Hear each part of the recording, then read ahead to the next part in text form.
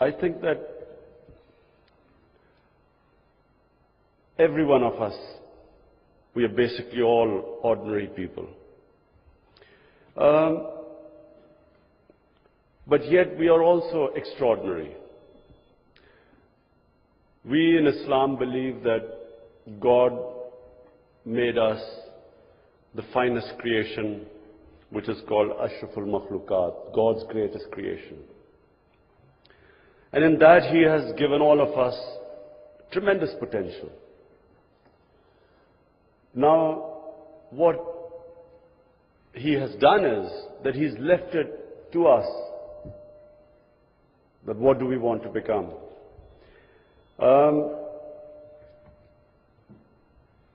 The problem with human beings is that they put limits on their own potential. We have, all of us have, in my opinion, limitless potential. But the limits are put on our own potential by ourselves. For instance, the moment we say something is impossible, it is impossible. Or the moment you say, I cannot do something, you won't be able to do it. And the people who become these extraordinary people are those who think big, have great dreams, do not allow limitations to stop them achieving their dreams.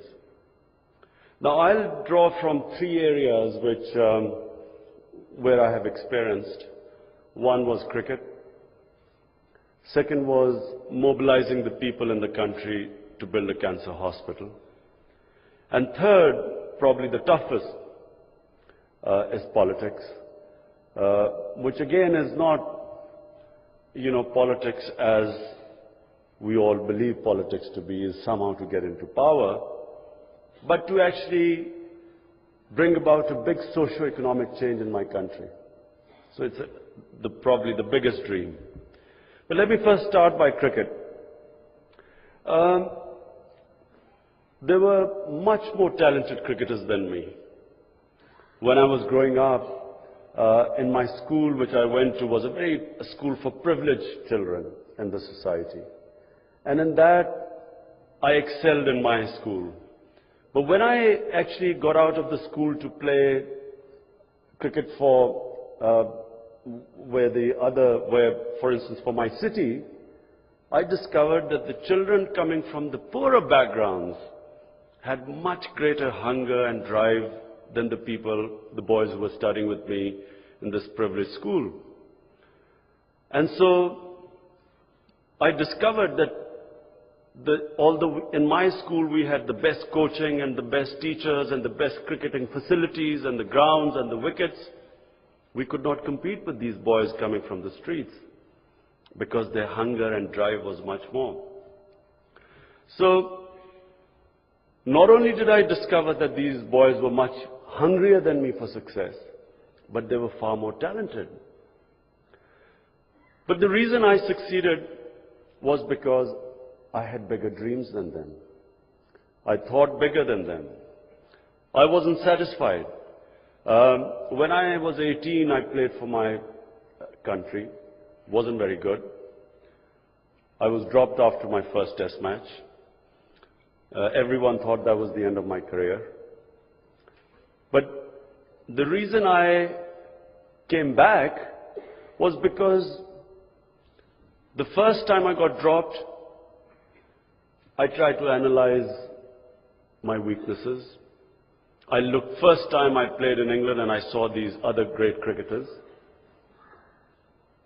And I realized that the bowling action God had, my natural bowling action, which was I endowed with, was restricting me from reaching my ambition, which was at that time to become the best fast bowler. So from then onwards, rather than be limited by my natural bowling action, I decided to change it to reach my ambition. Now this is, very important for you to understand this. For some of the people here, it's important to know your limitations. People who don't know your limitations are not successful. But it is also important never to be restricted by your limitations. Never accept them. Always try to expand those limitations. So what I did was that my limitation in my bowling action did not restrict me, because I decided that my ambition, if I stuck with this bowling action, I would not be able to reach my ambition. So I changed my bowling action.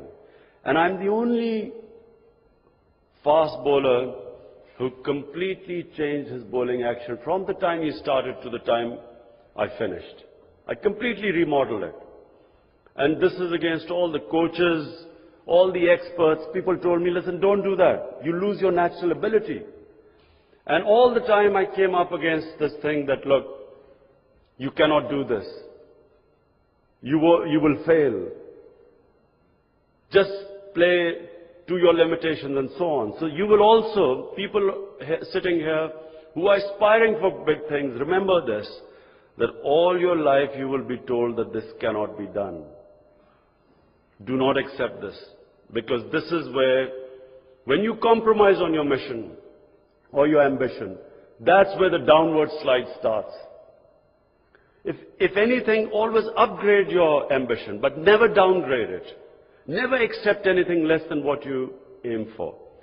So if I aim to become the best fast bowler in Pakistan, and if I had accepted what the coaches told me, that your bowling action would not allow me to get there, and accepted something less, then I know that it would have been the end of, I would have just become one of the ordinary cricketers. But I did not accept it. But then I upgraded my mission. When I became the best in Pakistan team, then I wanted to be the best in the world. You know, when I became what I thought I'd reached the best fast bowler in the world, then I wanted to be the best all-rounder in the world. And then once I became the captain, by the way, everyone told me don't accept captaincy because fast bowlers do not become good captains. They all gave me the example of Ian Botham, who had failed as a captain. They said, listen, he's failed, you will also fail as a captain. So you will always come up against this. But then it became, when I became the captain, I wanted to make Pakistan team the #1 team in the world. So ambition must be upgraded all the time. Never bring it down, never downgrade it, because the moment you downgrade it, as I said, it's a downward spiral. You keep going down. And when you keep struggling to go up, this is where your inner strength comes in. What I mentioned before, we all have great potential.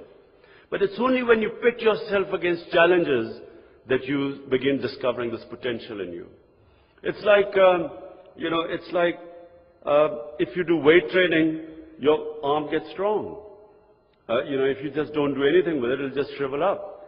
But the mind is the more you put your mind to pressure, challenges, the stronger it becomes.